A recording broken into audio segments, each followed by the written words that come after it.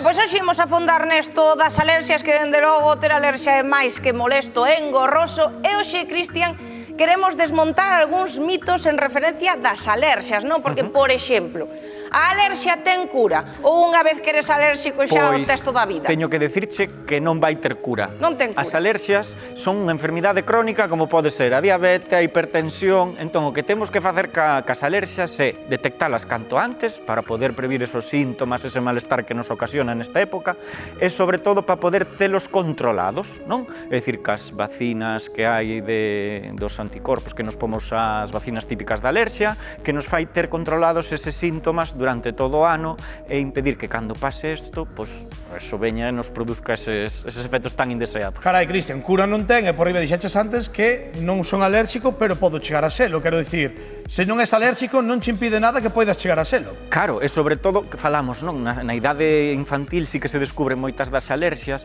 pero claro, a alerxia nunca sabemos que vamos ter hasta que nos pasa ou hasta que chocamos con ese... Hasta que pica, non? Xa ben sexan os insectos, ben sexa o pole, os ácaros que viven con nós. Entonces, claro, a medida que temos máis anos, vamos entrar en contacto con ese diferentes tipos, non? Entón, temos máis posibilidade a medida que avanza a idade. Mi madriña, Cristian, é algo estacional a alerxia? É dicir, ven a primavera e todos somos alérxicos, ou a alerxia está durante todo o ano? Como falábamos antes, como é crónica, a alerxia acompáñanos durante todo o ano. É dicir, vamos ser alérxicos tanto vai ser no mes de decembro como durante o outono que no mes de agosto. Claro, na primavera, como sabemos, os alérxicos o que son ao pole vaise exacerbar todo máis. Entonces, bueno, nesta época é peor. Oi, Cristian, non é o caso, pero se meus pais son alérxicos ou eu teño un fillo ou son alérxico, isto pode ser hereditario ou nada que ver? Sí, hai un componente moi forte que é hereditario, pero non quere dicir, se, por exemplo, vamos por un caso, non? Que vos sodes parexa e que ti eres alérxico... Moita xente pensa, cando non é verdade. Ai. Bueno, nunca se sabe. Esta é como alerxia, Isto non a nunca tes se ata que sabe. tes. Nunca se sabe, nunca se sabe. Entón, neste caso, non? Ti és alérxico, por exemplo, ao polen, non? Veña. Rocío é alérxica... Os ácaros. No, ao marisco, por Ai, ao exemplo. marisco. Veña, No, ai, eu sí que sei que lle gusta moito o marisco. Sí, verdad que sí. Aí fastidiache. Entonces, eu como fillo voso, Sí. non podo ser alérxico, seguro que vou ser, pero non quere dicir que sexa o pole como eres ti ou o marisco. Podo ser, por exemplo, un froito seco. Vale. Pero sí que vou ser alérxico, o sea que Hai hai un componente xenético, pero moi non o forte. que nós somos. Exacto, non quere dicir que sexamos o mismo que son os proxenitores. E despois, Cristian, sempre temos escoitado que se tes un cadro alérxico, tomes un antihistamínico. Entón, é a mellor solución para combatir as alerxias? Sabemos, as alerxias van causar moitos dos síntomas que veremos a continuación. Os antihistamínicos sí que son uns dos piares dese tratamento, pero vamos ter moitos máis. Non só con iso imos actuar, non? Hai os corticoides inhalados, non? Os típicos, que hai tamén outra falsa creencia que di que non o típico, que se tomo corticoides que nos engordan, o efecto que ten a nivel endocrino. Non temos que metificar, eso fai un efecto a nivel local, e os outros que son sistémicos sí que teñen esa repercusión, pero bueno, nun momento puntual, os pacientes que son alérxicos, o seu principal piar van ser esos corticoides, antihistamínicos, eso é a base, que eles xa saben, todos eles.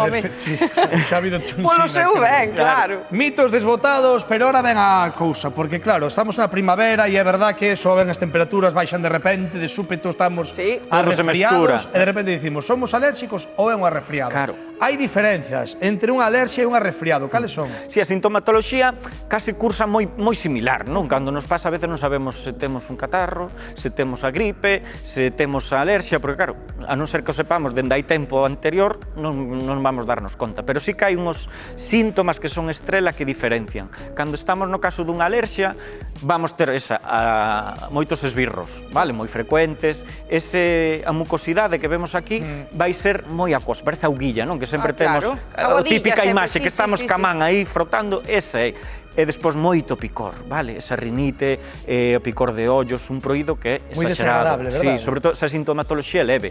Se despois nos pican palmas das mans, non salen abóns por todo o corpo, eso xa quero que vin dicir que é moito máis perigoso. Pero, en base, estes son os síntomas principais. Que non vai ter que o pode diferenciar do que é un resfriado? Por exemplo, nin febre, nin malestar, vale? O que a alerxia non nos vai tirar na cama como nos fai un resfriado ou esa gripe que sí que nos deixa uns días así un pouco máis chof. E despois, a duración, como falábamos antes, a alerxia é unha enfermidade crónica, aí que puxemos semanas e meses, pero incluso nos vai acompañar en moitas das ocasións durante toda a vida.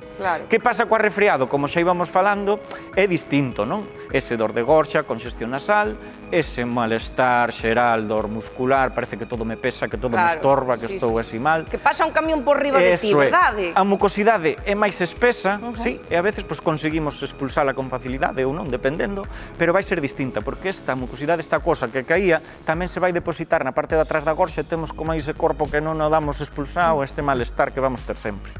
A febre, que pode aparecer ou non, pero bueno, sí que é máis característico xunto con ese malestar xeral. E é unha cousa rápida. É rápida, non? Todos tuvemos un catarriño e curamos, tomamos tratamento sintomático e acabouse. Non hai moito máis que facer.